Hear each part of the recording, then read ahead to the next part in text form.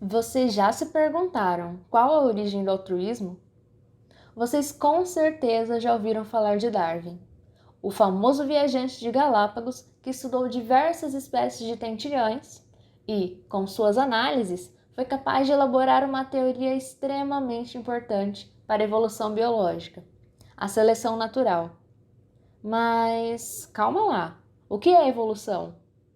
Primeiro, vamos definir o conceito biológico de espécie. Uma espécie é um conjunto de indivíduos que podem reproduzir entre si e estão isolados reprodutivamente de outros grupos de animais que são semelhantes. Dito isso, em linhas gerais, a evolução é um processo de mudanças consecutivas em uma espécie, sendo definido como o ato de descender com modificações, que muitas vezes podem ser positivas para os indivíduos sobreviverem no ambiente. Aqui, podemos adicionar ao conceito de espécie a ideia de linhagem, uma sequência de organismos ancestrais e seus descendentes. Para explicar esse conceito, Darwin elaborou a teoria da seleção natural. Nela, a ideia é a de que as características que mais contribuem para a sobrevivência de uma espécie se tornam mais comuns com o passar do tempo. Na ilha de Galápagos de Darwin, os tentilhões, que tinham o mesmo ancestral, apresentavam diversos tipos de bicos, maiores ou menores, mais pontiagudos ou arredondados. Então, de acordo com o tipo de alimento que esses pássaros tinham disponíveis, os que sobreviviam eram os que melhor respondiam à pressão seletiva do ambiente. Por exemplo, a única fonte de alimento em uma ilha é um buraco estreito em uma árvore, com muitas larvas e outros animaizinhos pequenos.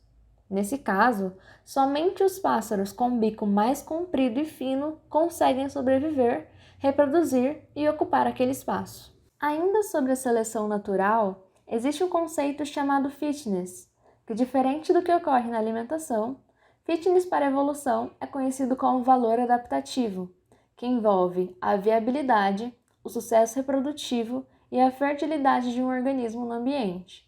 Sendo assim, a seleção favorece caráteres que aumentam o fitness e que tendem a repassar mais genes para as futuras gerações. Mas será que o fitness se restringe apenas ao nível individual? Se você assistiu o filme Divergente, uma obra futurista em que uma jovem deve escolher entre as diferentes facções em que sociedade está dividida, provavelmente reparou na existência de uma facção chamada abnegação, caracterizada por ser altruísta. Mas o que isso significa?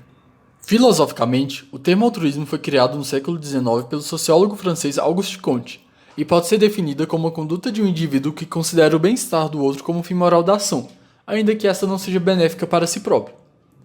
O interessante é que o altruísmo existe no nosso mundo bem antes dos seres humanos pensarem em existir, e explica muito mais sobre a evolução do que pensamos. Considerem, por exemplo, uma planta, que a cada embrião fecundado dota essa semente de cascas, frutos carnosos e diversas estruturas, somente para auxiliar na dispersão, investindo nisso muita energia na geração de seus descendentes. Nesse caso, nós observamos que os pais e parentes tendem a ser altruístas, ou seja, eles aumentam a aptidão reprodutiva de outros indivíduos, seus descendentes, mesmo que haja custo para si próprios. Isso leva ao que iremos conversar hoje, o conceito de kin selection, ou seleção de parentesco.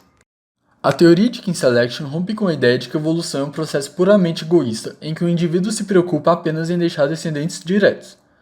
O principal cientista responsável por teorizar esse conceito foi o biólogo britânico William Hamilton, observando insetos sociais. De acordo com essa teoria, um determinado gene pode ser transmitido para uma próxima geração de duas formas: diretamente para os próprios filhos, chamada direct fitness, ou através da reprodução de parentes, indirect fitness. E a soma dessas aptidões reprodutivas é chamada inclusive fitness. Nesse caso, o altruísmo entre indivíduos relacionados é a consequência da ação da seleção de parentesco, kin selection, e favorece o indirect fitness, ou seja, o aumento da aptidão reprodutiva de indivíduos que compartilham uma semelhança genética. Considerem, por exemplo, um grupo de suricatos, uma espécie de animais sociais africanos que possuem um elaborado sistema de divisão de trabalho, no qual há indivíduos que atuam como vigias, caçadores ou babás da cria. Em uma situação de presença de predador, o esperado de acordo com a seleção natural é que cada indivíduo lutasse pela sua sobrevivência, permanecendo apenas os mais aptos. No entanto, o comportamento observado e explicado pela teoria de kin selection é que o indivíduo vigilante irá avisar os demais suricatos sobre a presença de um predador, dando tempo para que corram e se abriguem. Entretanto, a consequência dessa ação é que a atenção do leão será integralmente chamada para esse suricato vigia, que talvez não terá o prazo suficiente para se abrigar. Embora isso reduza sua fitness individual, o ato altruísta aumenta a fitness de seus parentes que conseguiram fugir e, também, consequentemente, a chance dos genes compartilhados serem transmitidos para as próximas gerações. O conceito de kin selection nós já entendemos, mas pensando mais a fundo, como é possível medir quanto um alelo que causa o comportamento altruísta vai ser passado? Será que existe um modelo matemático que dita essas regras? A resposta é sim, é a chamada regra de Hamilton. A regra de Hamilton é uma inequação que diz que RB é maior que C. Mas o que isso quer dizer?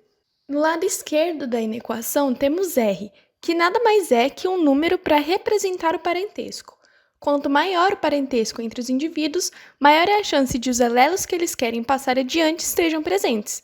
Por exemplo, entre agir de forma altruísta para salvar um irmão e salvar um primo de segundo grau, temos que salvar o irmão é melhor evolutivamente.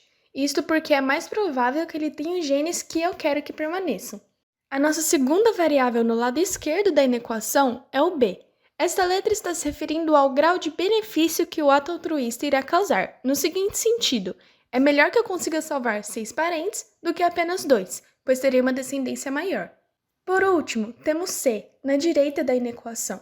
Isso nada mais é que a diminuição da descendência em resultado do ato altruísta. Ou seja, o que essa inequação nos traz é uma situação de perceber se o ato altruísta vai ser ou não benéfico evolutivamente para a minha espécie.